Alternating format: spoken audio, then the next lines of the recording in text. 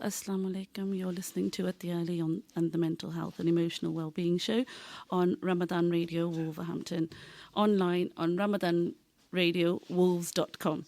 I hope you've had a fabulous Eid and made the most of spending quality time with your family. Bear with me a second. Okay. So I hope that you've all had a fabulous Eid and made the most of spending quality time with your family.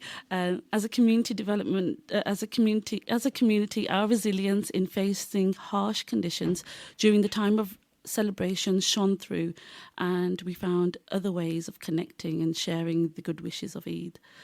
Some of us surprising ourselves with how resilient we have been. At the same, as a community, we mourn the loss of celebrations being as they usually would have been. However, remaining hopeful and leaving our trust in Allah, our faith can help us through adversities. Gaining the right support at the right time can also support our well-being, whether that be from family and friends or whether it's from mental health services. In the previous show, we focused on discussing increasing in confidence and mindfulness prayer. Now, being mindful of our mental health during these stressful times is important. Focusing on the here and now, the present, and moving away from thinking and worrying about the future can help reduce difficult emotions. Spending time in mindful prayer, allowing for an escape from the busyness of daily life. You can listen back to the last show on Ramadan Radio Wolves YouTube channel, or type in Atiyah Ali and you'll find it. Now, in the show today, our guest, Dr. Sandeep Lehel, will provide insight into her role as a Macmillan counselling psychologist and share the mental health support available for service users, patients and their carers, as well as sharing wellbeing tips that we can all take away for use. We hope that the information that may be helpful to support our wellbeing and the wellbeing of others. Can I remind you that we won't be taking calls within the show. However, we welcome questions or comments via our WhatsApp messaging number. That's on 07 440 420 432. You can message with your name or anonymously on 07 440 420 432. And I will try my best to share your comments or questions. Without further ado, I'd like to welcome Dr. Sandeep Lehel to the Mental Health and Emotional Wellbeing Show on RamadanRadioWolves.com. Hello, Dr. Lehel. Good afternoon, Atiyah. Thank you for inviting me. Afternoon. Thank you for coming into the show and sharing your expertise. No problem. Can I start by wishing the listeners a belated Eid Mubarak? I wish you all had some great celebrations. Thank you. That's appreciated. Firstly, could you share your role and how it came about and how you first came to work with Macmillan? I mean, most listeners may have heard of many different professions working within Macmillan, for example, the role of a nurse, support or charity volunteers, they might come to mind, but probably not the role of psychologists as obviously as the others. Sure. So there's a lot of work that goes on between Macmillan and the NHS. Mm-hmm. So although Macmillan is part of my title and the initial role was by them, they funded it, and then the NHS take over. Mm-hmm. So it then becomes a role within the local trust. So I initially did some work with Macmillan in 2014, and that was as a cognitive behavioural therapist. So it was quite a unique role because I was based on a chemotherapy unit. Mm-hmm. So I was there to provide psychological support for patients who were having chemotherapy, mm-hmm. who may be being received difficult news. And alongside that, supporting their loved ones who could also be concerned about their health and well-being, especially if there was bad news involved and what that would mean for them going forward. So I worked, so that's how I initially worked with Macmillan, and that was a 3-year pilot project, which did well, but it was one of those where at the end there was nowhere for it to go any further. And then I stepped Was that because of need or funding? it was probably more funding than anything else, if I'm honest with you. Right. And then from that, I stepped into a Macmillan counselling psychologist role, which again, the title was there because the role I stepped into previous to myself at some point had been created by Macmillan and then had been handed over to the NHS. Right. And so the local trust were then funding that. And again, I've been in that role for about 3 years now. And again, so that's alongside working with nurses, medical doctors, occupational therapists, physios, all the other health professionals that provide support for cancer patients.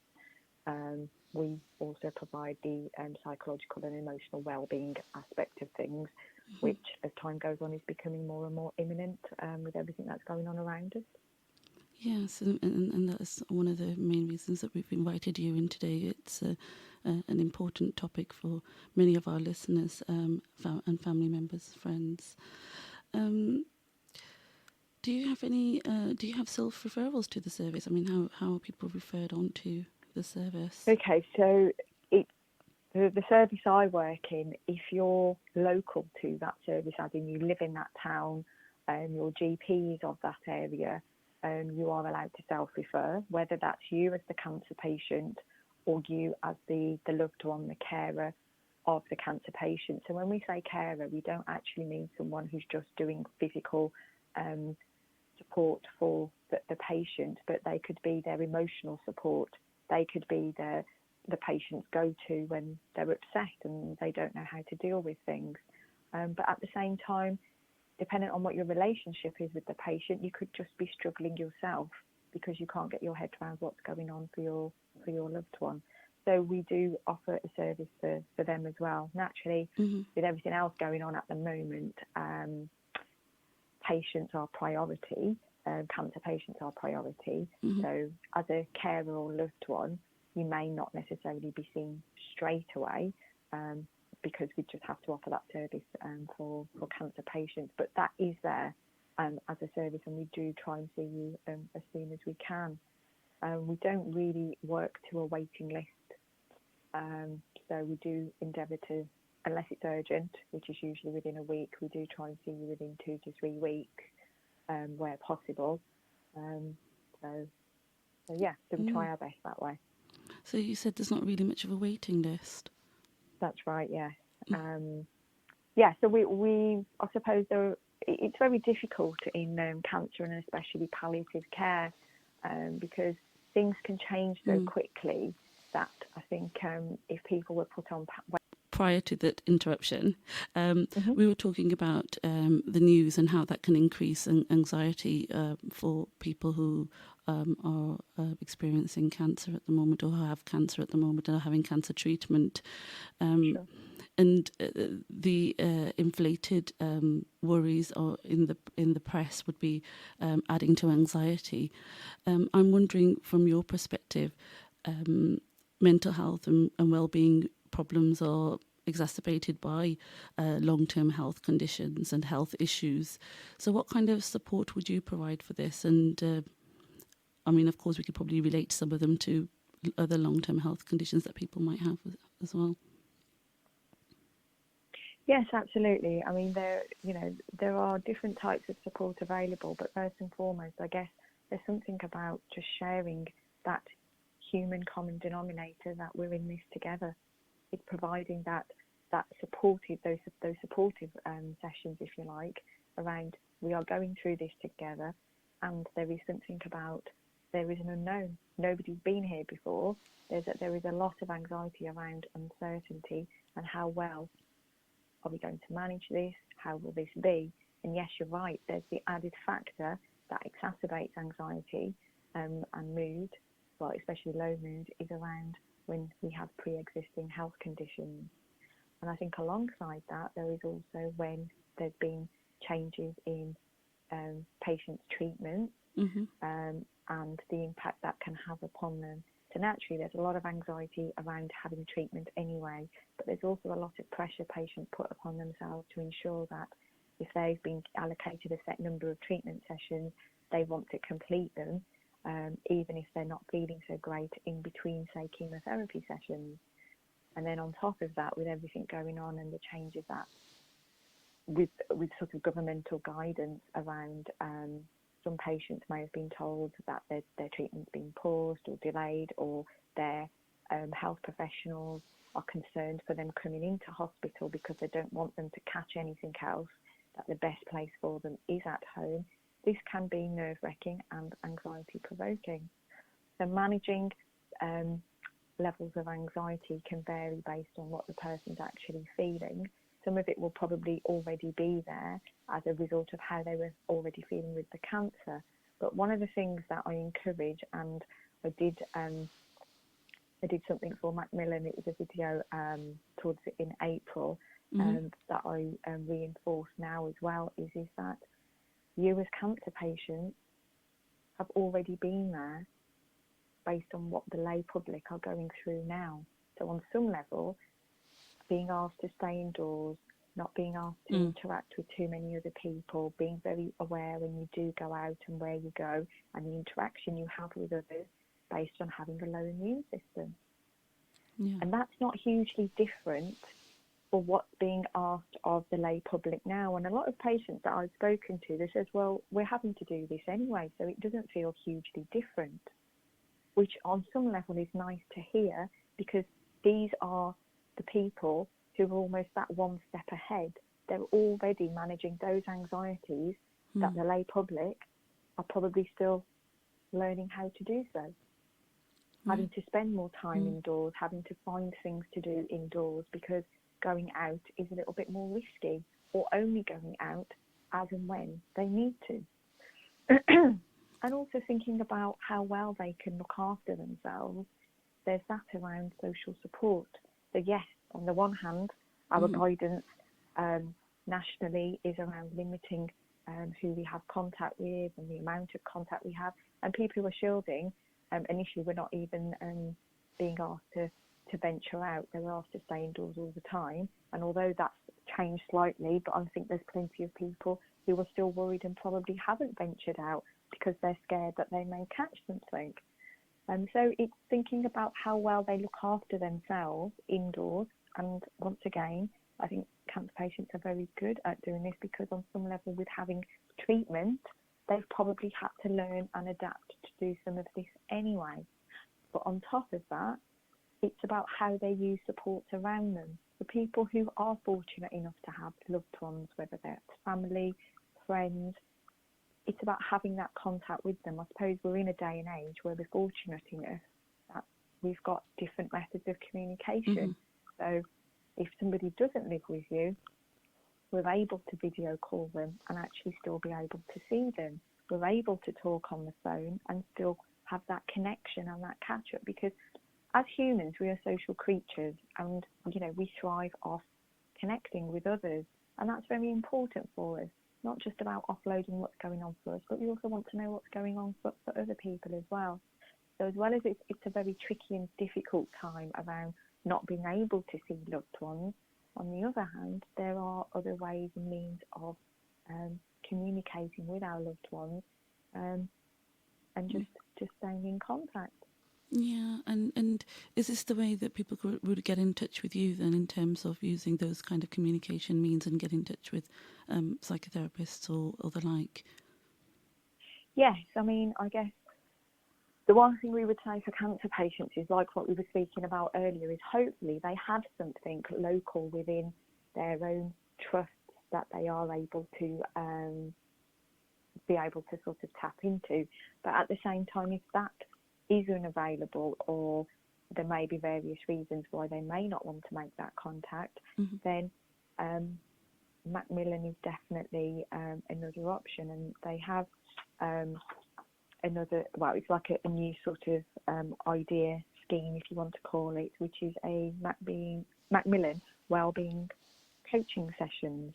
So I think they're allowed up to 6 telephone sessions, which again is around improving their mental health and well-being, and it's somebody who works with them over the phone, who's able to coach them and help them learn about themselves so they can, live life to the fullest amount. And talking about how you were saying in terms of how else can we support them, Shall we pick helping up on that? them, Should we pick on? helping th- Sorry, Dr. Lel. Can we pick up on that on the other side of this ad break? Hello, Assalamu alaikum, and welcome back to the Mental Health and Wellbeing Show. You're listening to Atiyah on RamadanRadioWolves.com, and thank you for joining us today. And we also have our guest, Dr. Sandip Lehel, a counselling psychologist, joining us today, talking about well-being tips and cancer and COVID-19 situation. So before the break, Dr. Lehel, you were talking about the importance of communicating with others and finding ways to communicate with others during these difficult times. You also mentioned something about this sense of normalness that people with cancer have with regards to shielding and staying at home and looking after their well-being in different ways to what is usually expected. Would you like to build on that in terms of well-being and looking after them? People looking after themselves, especially people with cancer. So you've talked about connecting. Sure. So I guess, so there's a lot to be said around connecting with others, and we can come back to that a little bit later on when we think of actual practical ways of how best to look after ourselves and manage our anxieties. I think there's something around thinking about, in this world at the moment, with everything that we have going on, how well can we look after ourselves and manage our anxieties. And there's something around maintaining a balance in our life. So there's something that we talk about around combination of doing some activities that give us pleasure, that give us achievement, and give us a sense of closeness, a sense of connection, which is where I was talking about connecting with loved ones. I'm thinking about the pleasure, the achievement, and that can usually come from finding and creating things to do, and thinking about the types of things we enjoy that maybe we haven't done for a while that we would like to do. And I'll come back to that in a minute in relation to an acronym that I came across. Right. Alongside that, it's also thinking about understanding whether our worry is a real problem worry or a hypothetical worry, as in, can we do something about this? Is there a way to problem solve this? And where there isn't, then it's thinking about what else is it that I could focus on? How could I try and let the worry go and focus on all else? So it might be around thinking about distracting yourself. It might be around thinking about ways of practicing relaxation in different forms that may also be helpful. So I think some people will think of unwinding and watching TV might be relaxing for them, whereas for somebody else, doing some sort of meditation. So there's a lot around mindfulness meditation at the moment that can be helpful. But there's other types of meditation. For a lot of people, praying is very important. It fits with their core values, but alongside that, it helps them to relax. It helps them to feel safe. And that is what we're trying to ensure here. And it's also thinking about how else could we manage this worry? So maybe if we can we almost postpone the worry? Is there a sort of an allocated time we could give? I don't know, say for example, 4 o'clock for 30 minutes. That's my time when I'm going to sit and think of all those thoughts that I've got going on in my mind and have that as my worry time. But aside from that, once those 30 minutes are up, I'm going to manage my day as best as I can, and taking each day as it comes rather than planning for days ahead and weeks ahead, because sometimes that can be overwhelming too. And I think the other thing we have to be aware of is self-compassion. We're very good at criticising ourselves, at beating ourselves up. So it's okay if somebody else might say or do something wrong, but if we do it, we almost tell ourselves off far worse. So there's something around challenging our thoughts and working with ourselves in compassion. There's a lot to be said around self-positive talk. There's something around our bodies listen to that. So it's very important that we be kind to ourselves. everything that's going on in the world at the moment in relation to this pandemic, there's something around not only looking after yourself, but looking after others. And that is all we're trying to reinforce. Look after yourself, but look after others around you and create that self-compassion. Be kind to yourselves. Yeah. And And a this way of doing that can also be in relation to finding ways of how best you can manage that. So I mentioned earlier around doing something pleasurable, doing something that might be of an achievement, close connections with others, which will help us, our mood, to feel better and balanced. And coming on to the acronym that I was talking about, so it's called ART. So A is for activity planning, R is for routine, and T is for trigger. So activity planning, alongside connecting with others, and how I was saying earlier in terms of talking to family and friends and finding safe methods. So at the moment, there's not a lot around interacting with others, but where it's possible, using other methods that you are able to connect with other family and friends. Are other things that you could do. I mean, dependent on if you do go out for a walk, some people have pets and they like to walk their pets. Others may have a schedule of the sort of time they wake up, the sort of time they sleep, and that's almost an activity planning within itself, because for some people they can struggle with sleep, and that's really important too. Creating some tasks within the house that might be helpful, so cleaning, cooking, gardening, listening to something that's of interest to them, maybe watching something. Sometimes some people like to watch a light comedy or something that helps them to just have to laugh and feel a little bit better. Others will listen to prayers and religious citations that will help them to feel more grounded and feel better within.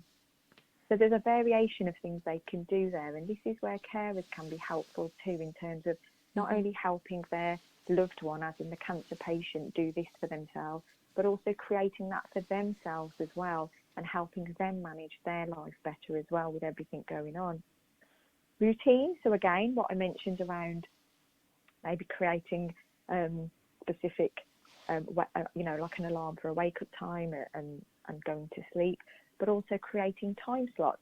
So we're not saying for you to put lots of pressure on yourself and almost have a diary full of, at this time I must do this and at this time I must do this, but maybe pressure-free, but something that will motivate you. So maybe say deciding, well, tomorrow, if I feel well enough and I feel up to it, maybe I will do some gardening.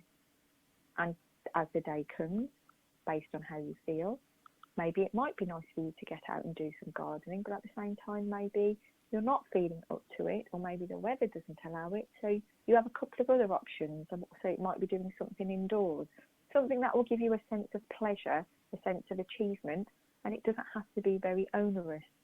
But you can build on that based on how you're feeling and what you would like to do. And trigger, thinking of anything that will make you feel more anxious. And I guess one of the key things at the moment is there's a lot in the news that's represented around what's going on with COVID-19. If it's not within this country, it's abroad. And I'm sure plenty of us and your listeners have loved ones abroad, and you may be worried and concerned about them too. So there's a lot of maybe looking on the news, hearing the news, listening to it on the radio, that sort of thing. But all I will urge is that if that makes you feel extremely worried and anxious, if you are struggling to sleep or struggling to relax, then please limit the amount that you are listening to. If you have a smartphone that sends you lots of updates and things, then please limit that too. Take the notifications off and only have a look at it as and when you want to. So you're in control of this, as opposed to letting the world or news outside sort of make you feel that, you're getting quite enmeshed in what's going on. So it's very important for a sense of control, a sense of groundedness, that we're in control of our surroundings. And that is why there's numbers of ways that we can look after ourselves, and what I've given are just some suggestions. I'm sure there's many more out there that you may already be doing. Absolutely, and those suggestions I'm sure listeners will find very helpful, and I'm learning something from you as well. Dr. Lel, the coronavirus pandemic, it's affecting or will affect everyone's mental health. It may make people feel more worried, tense, stressed, sad, overwhelmed, angry, afraid, or anxious. And I like this when you're talking about worry time. Can you tell us a bit more about the worry time? What's the purpose of finding a time in the day to try and move your worries to? So the idea behind that is that as opposed to thinking that we've got lots on our mind and that we're constantly worrying all the time, it's almost allocating a time. It doesn't have to be 30 minutes. It can be less, it can be more, but limiting it and having a set time in the day so that all you're doing for that period of time is thinking about all you need to think about, so that hopefully the rest of your day is more worry-free because you have a set time and slot to do that. I think the other thing is human nature is our mind wanders. Our mind will naturally venture towards negative things either we've heard or seen, and I think there's something around a lot of people will be like, oh, I'm going to try and avoid that. Don't want to think about that. Sometimes the more we try and do that to ourselves where you don't want to think about something, in fact, we're probably thinking about it a lot more. So why not give yourself permission and give yourself some time and allow yourself just to sit and be with your thoughts and worries and concerns? And that is also a form of self-compassion as well. We're being kind to ourselves because we're allowing ourselves time to think about what might be important for us, whether we actually realise that or not. I'm not saying you will find lots of answers by doing that, and I'm not saying for you to sit there and problem solve in that time. All you are doing is acknowledging that you've got worries and concerns, acknowledging what they might be about, and then just coming back to being in the present moment. Maybe you focus on your breath, maybe you focus on your surroundings, anything that feels comfortable for you and will help you to have a better day and hopefully a better night's sleep as well. Right. A lot of people seem to find that they're worrying a lot more at night time, and especially in lockdown and everything that's been going on, a lot of people have really been struggling with sleep as well. Okay. Yeah, so sleep has been an issue, and I think the idea of worry time, what you're suggesting there, is allowing a space for it to be focused and noticing those thoughts and staying with those worrying thoughts in a set time might allow you then to, at another time when you're feeling better, to deal with any issues that you can properly and actually engage with the rest of your day. So I think the idea of worrying, you saying 30 minutes and it could be anything up to 30 minutes. So that sounds like a really helpful tip. Yeah. So with regards to other BAME communities and in particular, are there any cultural differences in the way that people deal with cancer or well-being, in particular with relation to the Muslim community? Would you say there are any differences in the way people deal with their well-being, or what might help people if you've worked with perhaps Muslim clients, or if you're aware of any cultural difference? I mean, I think a lot of the strategies are probably quite generic in terms of what we've spoken about, and I think there's still research going on as to if COVID-19 is affecting more BME communities, then in what respect and why that's affected. But I think it's very important to reinforce that it's important to follow government guidance, which is around as little interaction as possible. So although there are things starting to ease and open up, I think it is important that we do try and adhere to that. It is very difficult when we have we can have large families, we can have lots of family friends living close by. Extended families. Absolutely, extended families. And even if we don't intend that we're planning to visit anybody because we're following guidance, sometimes they can come and make that contact with you. So I think it's quite important and boundaried that you, especially if you're a cancer patient, that as less interaction as possible with others for your own health and well-being. So trying to connect via other methods, like we talked earlier, is just as important, and you can still do that. So we're not saying you're not connecting, but just not physically in person at present because of what is going on around us. So it's thinking of anything around us that will help us to feel safer. I think it's also important to to think about is who we're living with, and in terms of how well they look after themselves, especially if you're part of an extended family. You may have people going out to work and as we go forward to school.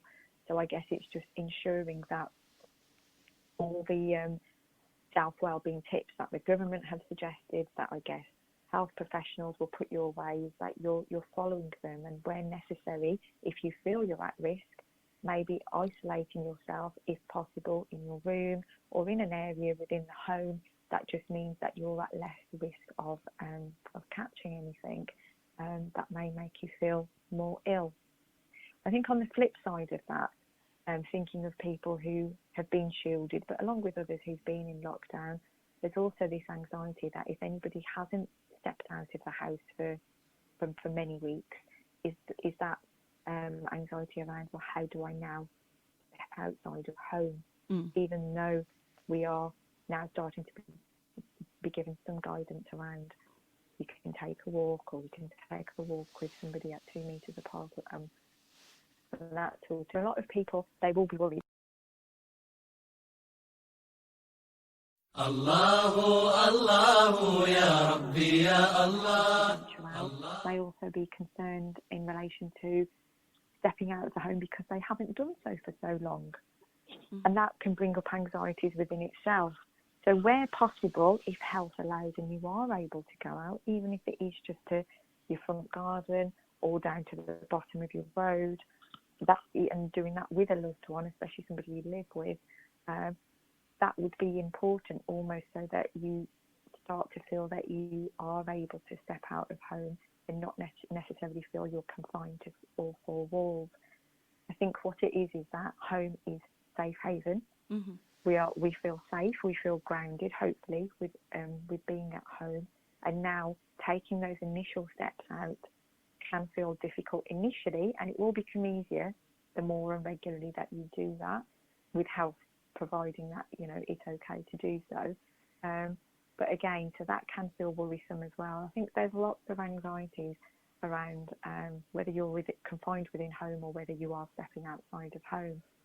And I think I've slightly gone off the topic, the question, but it was in relation more to absolutely Asian Muslim communities. But I think there is a lot of it is quite the generic information that is being given across. But I think where possible, just try and limit contact until as and when we're able to. So following the government guidance as a community, yeah, absolutely. Yeah, so I think, Dr. Lael, at the beginning you alluded to prayer and how prayer can be seen as important for people in terms of creating resilience, in terms of supporting people's well-being. So in terms of any cultural differences, would you say that prayer is faith is a strong factor for some clients? Absolutely, it's a strong factor. I think irrespective of what religion or what sort of cultural beliefs we have, if we have a faith, it's definitely more nurturing, it's more reassuring, it's comforting, and I think that's what we hold on to, because when everything around us can feel unsafe, we need something that's going to ground us and help us to feel safer.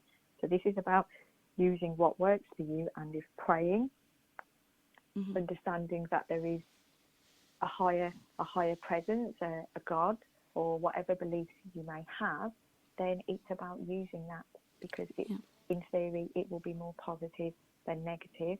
And if that helps us to feel better, helps us to connect with others in other ways as opposed to doing that in physical interaction, then that's very important, isn't it? Absolutely. And for some people it might be a part of their routine planning in terms of perhaps due to illness and well-being, they've been not been able to establish a routine in prayer perhaps, and need some support with that, and how family members and others can probably help.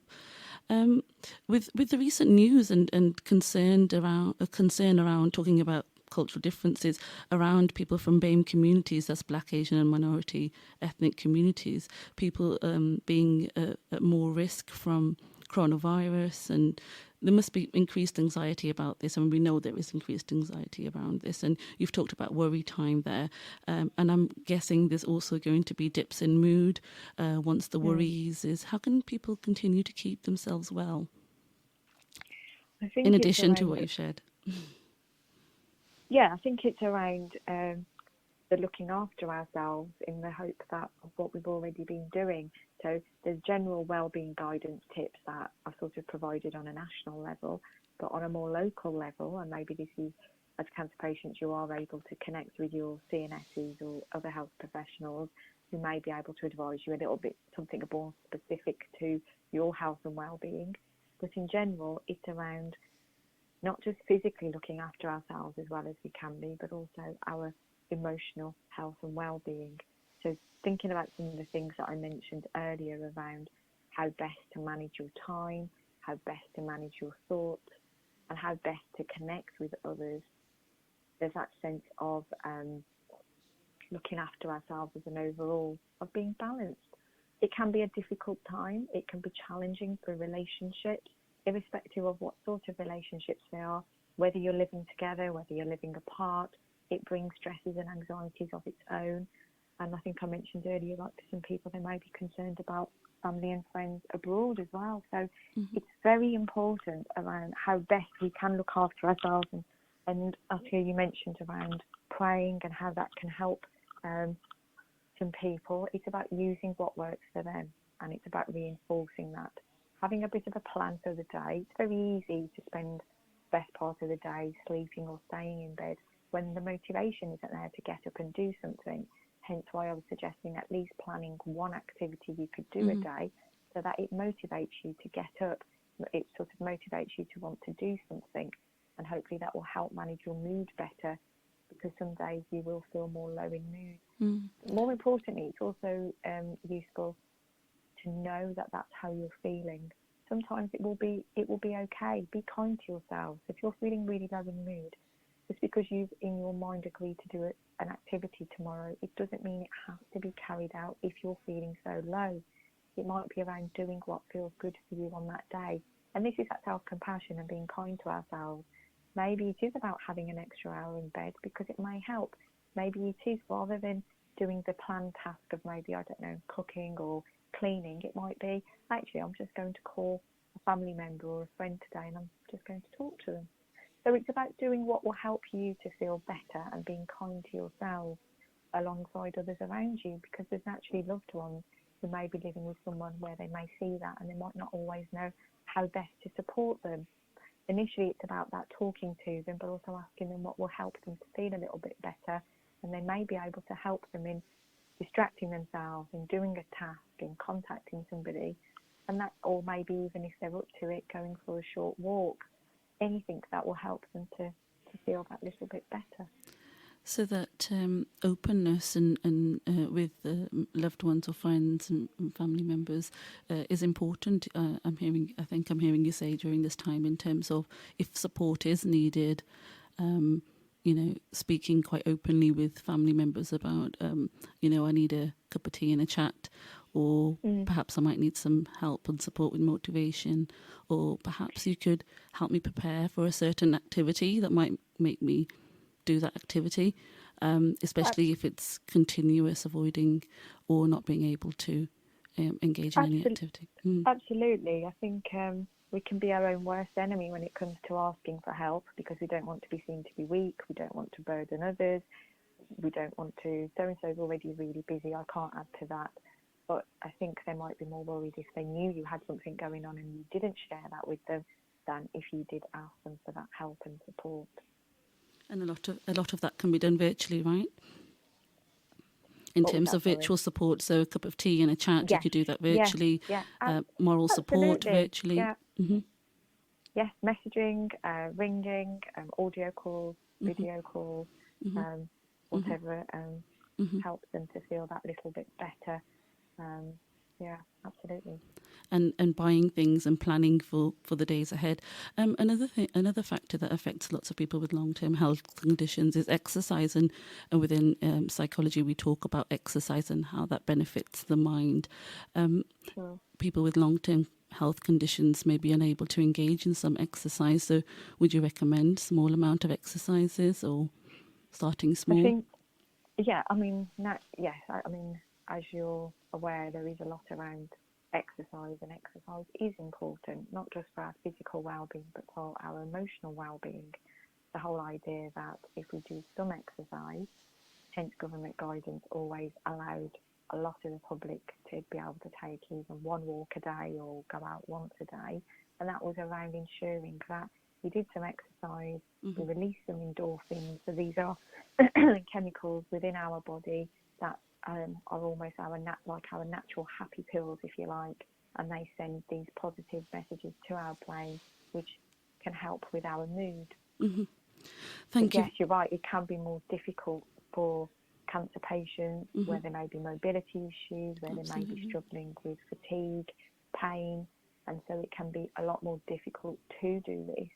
And this is where I think for some of these cancer patients, they may already have been doing this if they were on treatment prior to Right. COVID-19. And you talked about key workers and support that they could get from there. Dr. Lale, we're moving towards the end of the show. I want to thank you very much for your show, and in particular, I'm taking away the activities, routine and trigger, the ART acronym. It's been a pleasure